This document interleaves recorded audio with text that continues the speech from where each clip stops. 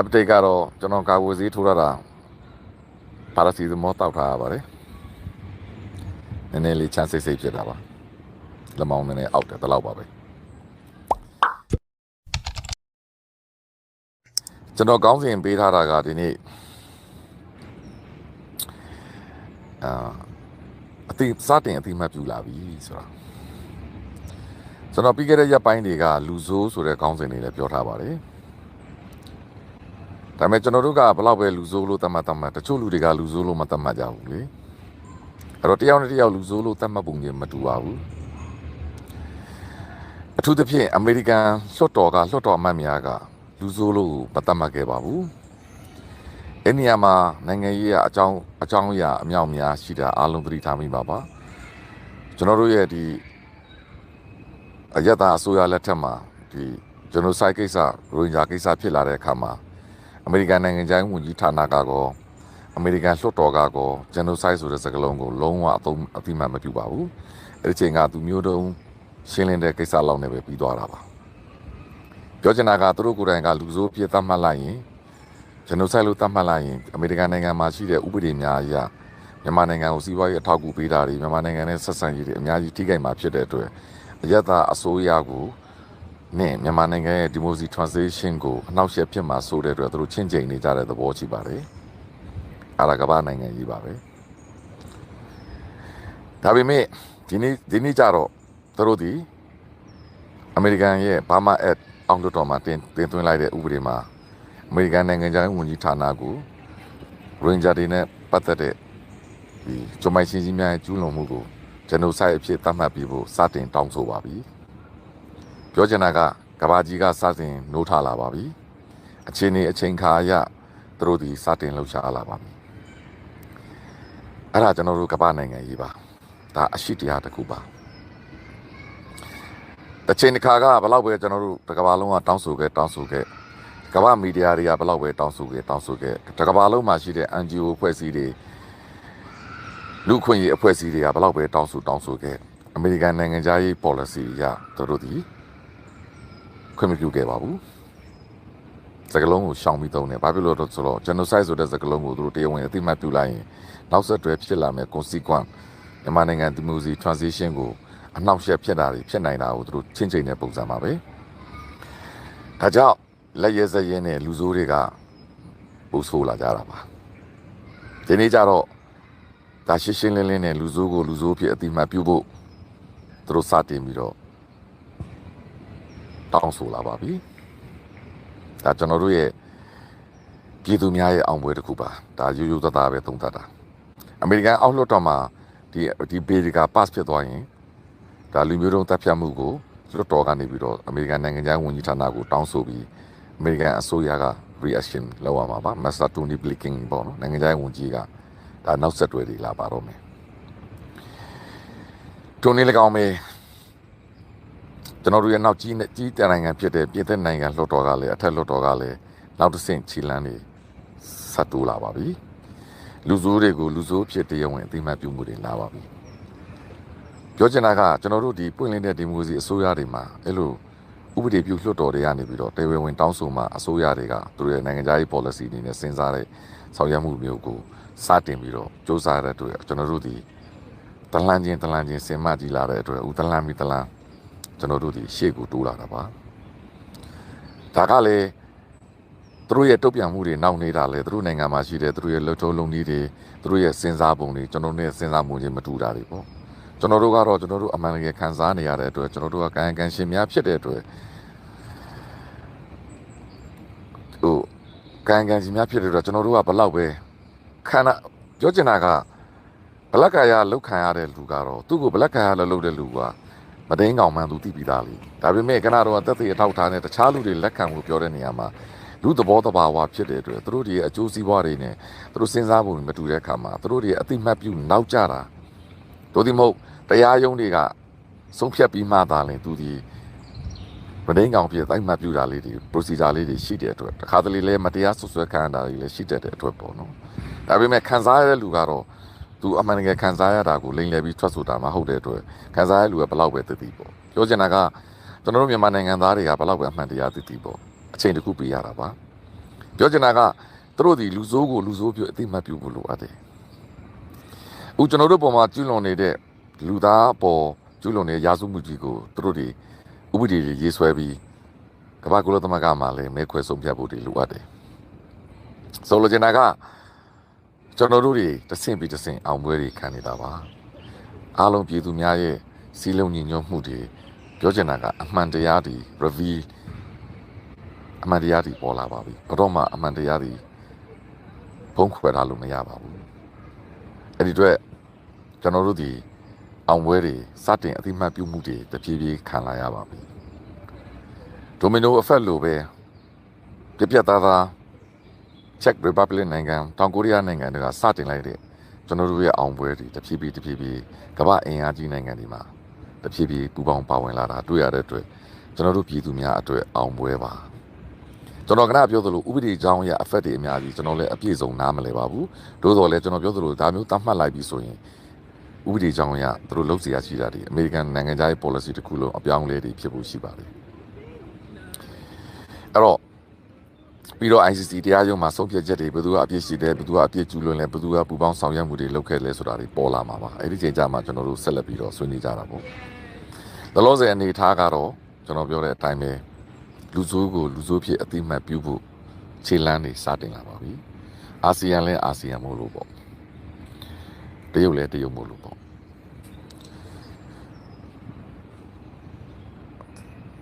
အနှစ်90ကြာပေါ့ဗျာ1958မှာမြန်မာနိုင်ငံတဝန်းလုံးနိုင်ငံရေးအကွဲပြဲတွေနဲ့နှုတ်နေတဲ့မြန်မာနိုင်ငံရဲ့လွတ်လပ်ရေးရတဲ့ကာလဆိုလိုချင်တာကမြန်မာသမိုင်းတစ်လျှောက်လုံးမှာဘရင်တွေပဲအုပ်စိုးလာတဲ့အတွက်အယက်သားပြည်သူတွေက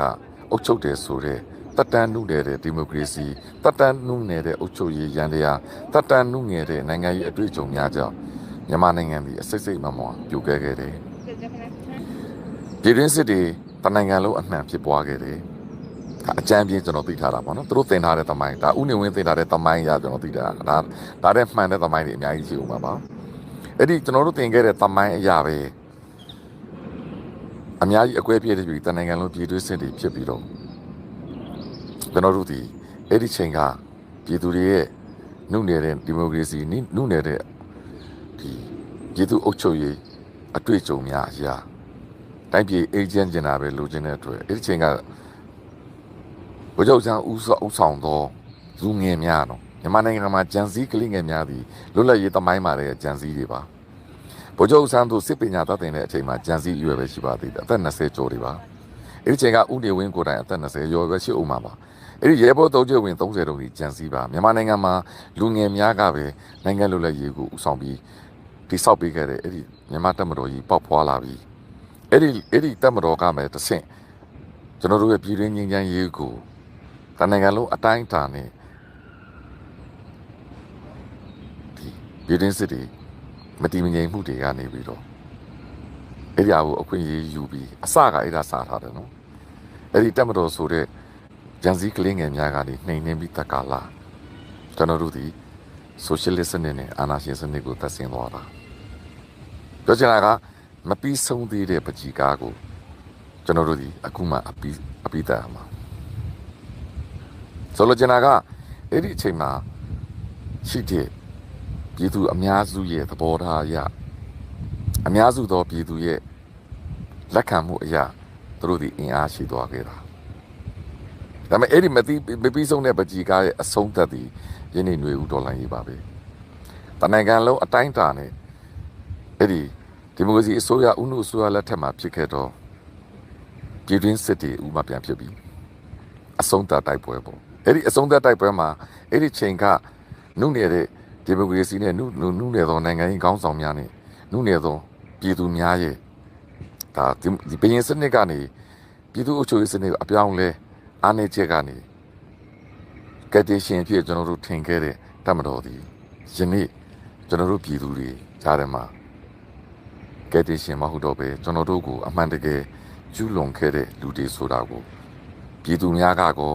ကဘာများကပါစတင်အသိမှတ်ပြုလာပြီပြောချင်တာက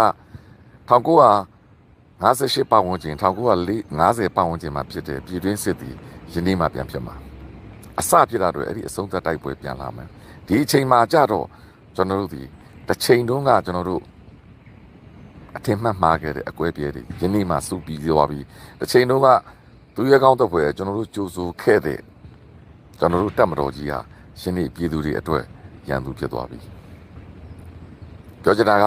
ကျွန်တော်တို့ဒီအနှစ်80အတွေ့အကြုံများအနှစ်80ကျော်ကျွန်တော်တို့ရခဲ့တဲ့ဒီမိုကရေစီအတွေ့အကြုံပြည်သူ့အုပ်ချုပ်ရေးအတွေ့အကြုံကမ္ဘာအတွေ့အကြုံနိုင်ငံရေးအတွေ့အကြုံနဲ့ပြည်သူတွေရဲ့အသိပညာခံစားမှုတွေဖွံ့ဖြိုးလာပြီးယခုမှကျွန်တော်တို့ဒီ1958ခေတ်ကတင်ခဲ့တဲ့အကျွေးဖြစ်တဲ့စီလုံးညီညွတ်မှုနဲ့မှန်ကန်သောပြည်သူ့အုပ်ချုပ်ရေးစနစ်ကိုအမှန်တကယ်ပြောင်းလဲဖို့ကျွန်တော်တို့ဒီအဲ့ဒီကဏ္ဍတုန်းကလက်နက်နဲ့အနိုင်ကျင့်နေတဲ့သူတွေအားလုံးဒီပြည်သူ့အုပ်ချုပ်ရေးအောက်မှာရှေ့ကိုရှိရမယ်ဆိုတဲ့နောက်ဆုံးဝက်ဖဲကိုလှမ်းပေးခဲ့ကြတာအဲ့ဒါကတော့ကျွန်တော်တို့ရဲ့အယက်သား NLD အစိုးရပဲအဲ့ဒီဝက်ဖဲကိုလှမ်းပေးလိုက်ပြီးတဲ့အခါအဲ့ဒီဝက်ဖဲရဲ့လှမ်းချိုးမှုနဲ့အတူယနေ့ပြည်သူတွေအားလုံးနှိုးကြားလာပြီးမပြီးဆုံးသေးတဲ့ကျွန်တော်တို့ရဲ့နိုင်ငံရဲ့အနာဂတ်ကိုကျွန်တော်တို့ဒီသူစစ်ပုံပေါ်ကြတော့မှာဖြစ်တယ်အဲ့ဒီအတွက်တနိုင်ငံလုံးပြည်သူများကလက်ခံလာဖို့တနိုင်ငံလုံးနိုင်ငံသူနိုင်ငံသားများအားလုံးလက်ခံလာဖို့အနှစ်80အချိန်ပေးခဲ့ရတာဒီကြားထဲမှာတော့လူနည်းစုတကြောင်မို့လဲလူများစုတွေကအစပေါ့နော်ဒါဒီမိုစီတက်ကြွလှုပ်ရှားသူတွေကအစပေါ့အများကြီးပေးဆက်ခဲ့ရပြီပါပြီနှစ်80သမိုင်းမှာသိန်းနဲ့ချီတဲ့တောင်းနဲ့ချီတဲ့လူတွေရဲ့အသက်တွေသိန်းနဲ့တန်းနဲ့ချီတဲ့ပြည်သူတွေရဲ့ဆုံးရှုံးမှုတွေပေါ့ဆုံးရှုံးမှုကဘယ်ကစလဲအာဏာသိမ်းတွေကစတာပြည်သူပိုင်သိမ်းတွေကပြည်သူတွေရဲ့ပစ္စည်းဥစ္စာများကိုမတရားရယူခဲ့တဲ့ရနေပြီးတော့အဲ့ဒီဆုံးရှုံးမှုတွေနစ်နာမှုတွေပေးဆက်မှုတွေကနေပြီးတော့ယနေ့ကြမှာကျွန်တော်တို့ဒီအချိန်တစ်ခုအရာ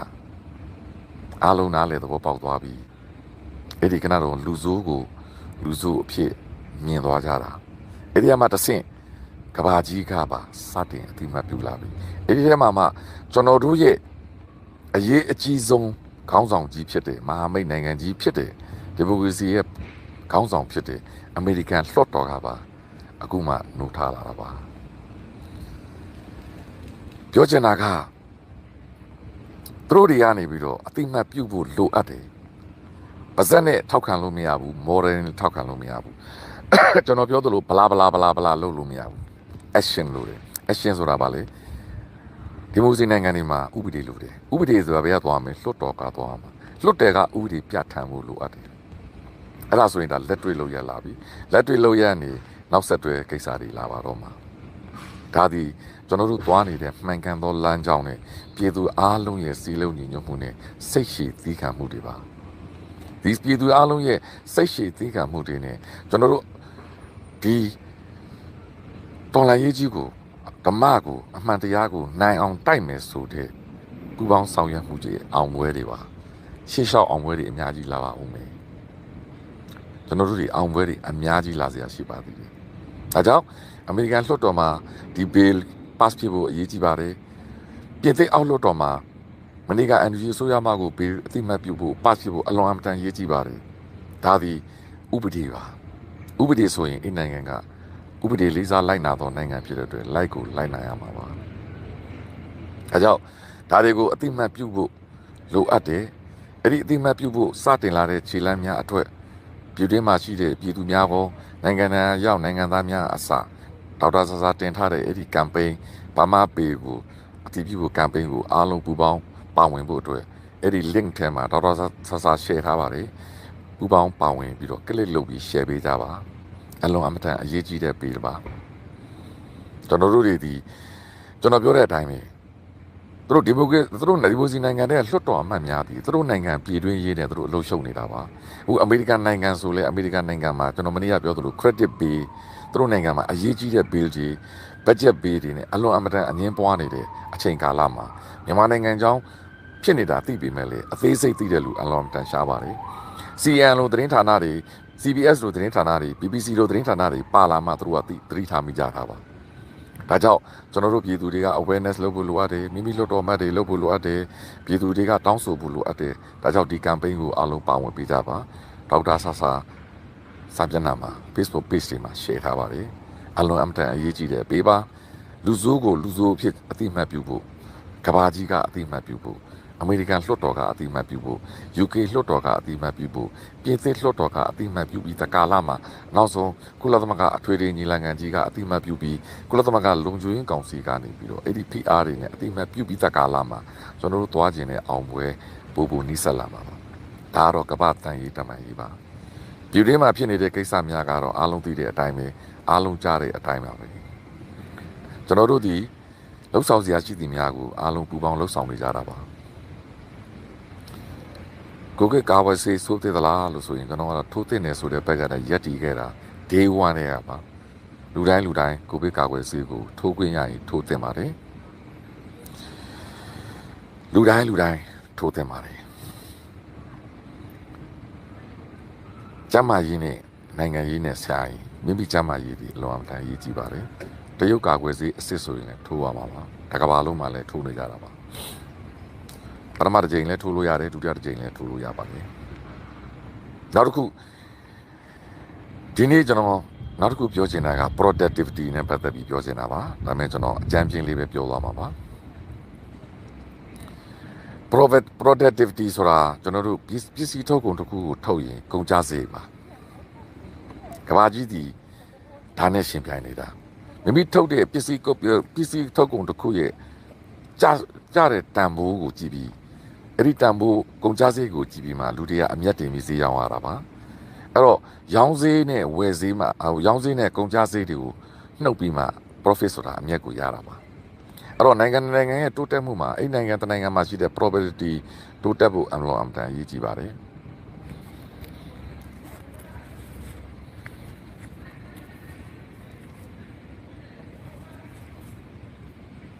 အဲ့ဒီ productivity တက်ဖို့အလွန်အမတန်အရေးကြီးပါတယ်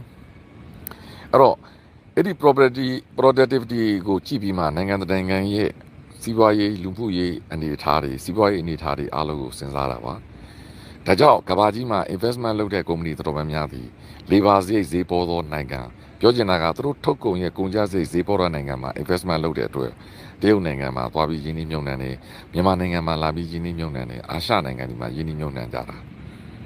ပြောချင်တာကသူတို့ဒီကမ္ဘာကြီးကို competition ရှင်ပြိုင်ရောင်းချဖို့အတွက် productivity နည်းဖို့အတွက်ပေါ့နော်တို့ဒီမဟုတ်လေကုန်ကျစရိတ်နည်းဖို့အတွက်ရင်းနှီးမြှုပ်နှံတာပါအဲ့ဒီနေရာမှာဒါကျွန်တော်ဒီနေ့အကြမ်းပြပဲပြောမယ်နောက်နေ့ကျမှကျွန်တော်အကျေပြောဖို့ရှိတယ်ဒါအကြမ်းပြင်းလေးပြောသွားမှာပါလေးပါရဲ့လာစာကိုလောက်သမားတွေရဲ့လာစာတွေကိုတိုးပေးလိုက်ရင်အဲ့ဒီကတော့ပစ္စည်းတစ်ခုချင်းကုန်ကျစရိတ်တက်လာမှာပါအဲ့တော့ကုန်ကျစရိတ်တက်လာပြီဆိုရင်အဲ့ဒီကုန်ကျစရိတ်ကိုတက်လာတဲ့ကုန်ကျစရိတ်ကိုရောင်းချတဲ့လူကပုံမှန်ဈေးတစ်ခုနဲ့ပဲရောင်းမယ်ဆိုရင်အဲ့ဒီရောင်းချတဲ့လူကအမျက်နေသွားမယ်အမျက်နေသွားတဲ့အတွက်အဲ့ဒီနိုင်ငံမှာ investment ကျသွားမယ်ရင်းနှီးမြှုပ်နှံမှုလာလုပ်တဲ့လူတွေကအမျက်နေသွားရင်ရင်းနှီးမြှုပ်နှံမှုမလာကျင်တော့ဘူးဒါတစ်ချက်ဒါဆိုရင်သူတို့ကဘာလုပ်မလဲဈေးတင်ရောင်းလိုက်မယ်အမျက်ရအောင်ဈေးတင်ရောင်းလိုက်ရင်ဘာဖြစ်သွားမလဲသူတို့အမျက်ရသွားမယ်ကုန်ကျစရိတ်များတဲ့အတွက်ဈေးမြတ်သွားမယ်ဒါပေမဲ့ပြဿနာကဘာဖြစ်လဲခဏတုန်းကစားသုံးတဲ့လူတွေကပို့ပြီးတော့အဲ့ဒီပို့သွားတဲ့ကုန်ကျစရိတ်ကိုဝယ်စားတဲ့လူကပေးလိုက်ရတဲ့အတွက်စားသုံးတဲ့လူကပို့ပြီးတော့ကုန်ကျစရိတ်များသွားမယ်အဲ့ဒါဆိုရင်ဘာဖြစ်သွားမလဲတိုင်းပြည်မှာငွေကြေးဖောက်ထွင်းမှု inflation ဖြစ်သွားမယ် inflation တက်လာတယ်ဆိုရင်ဘာဖြစ်မလဲတိုင်းပြည်ရဲ့စီးပွားရေးကျမယ်တခါကိုပစ္စည်းကိုဈေးတင်လိုက်တဲ့အတွက်စားသုံးသူကပို့ပြီးပေးလိုက်ရတဲ့အတွက်သူကနတော့ကပို့ရလာတဲ့လာစာကလေသူကနတော့ပို့ပေးလိုက်ရတဲ့ကုန်ကျစရိတ်အတွက်သူဒီပို့ပြီးတော့ပတ်စံပေးဝယ်စားလိုက်ရတဲ့အတွက်သူ့အတွက်ဒီလာစာတိုးခြင်းကလည်းသူ့တက်ပါမှအတိတ်ပဲမရှိတော့ဘူး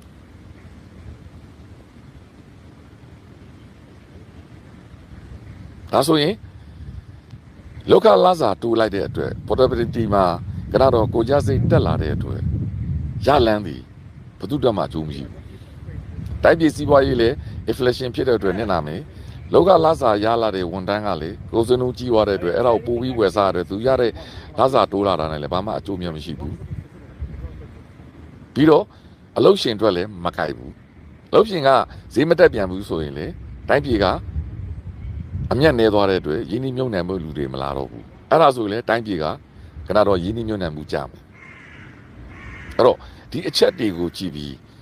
Lotomarigo, local Laza, 2 beamers with a 3 jote. General Conservative Party, Nila Ganye, General Unjijo, a 3 jotam yatne. Canadonga time ye property high telame so de.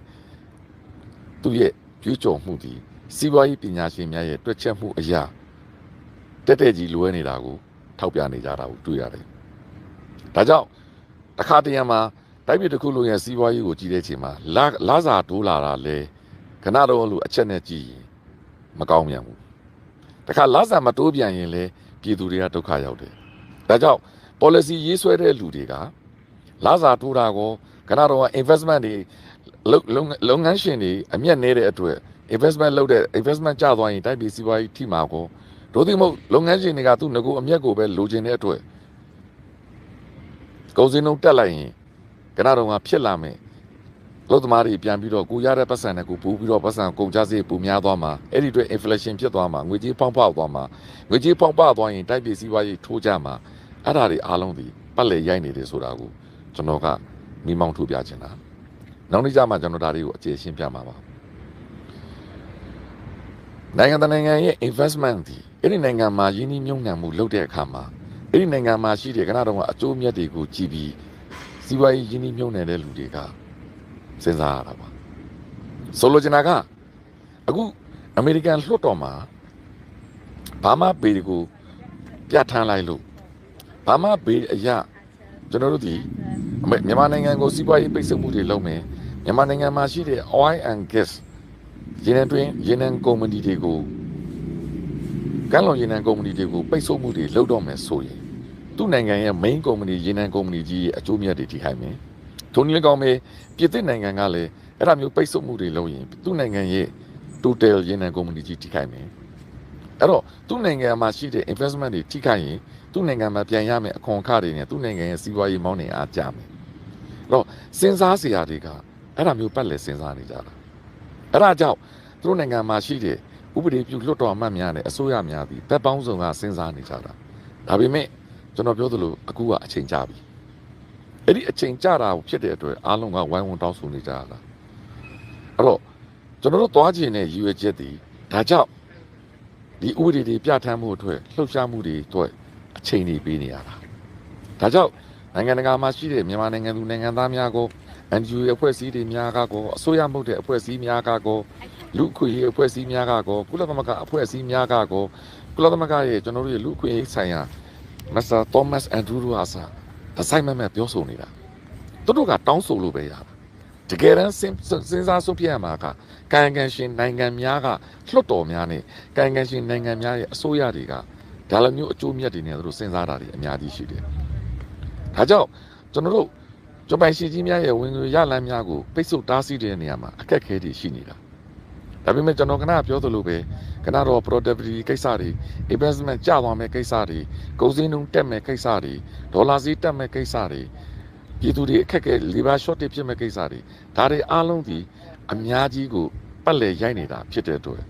Trudy, Senzani Yani Bro, through a chainy Coniragu, Jonorudi, Silon Yumune, Jonorudi, Bamboo Moody, Totem Moody, Leshim Bibima Pinide, and Tamiaga, Luzumiagu, Luzumia Pijao, Jonoria Taupiani, Mutaupiani, Mugani, through Yenilu, American Soto Gigago, Piete Soto Gigago,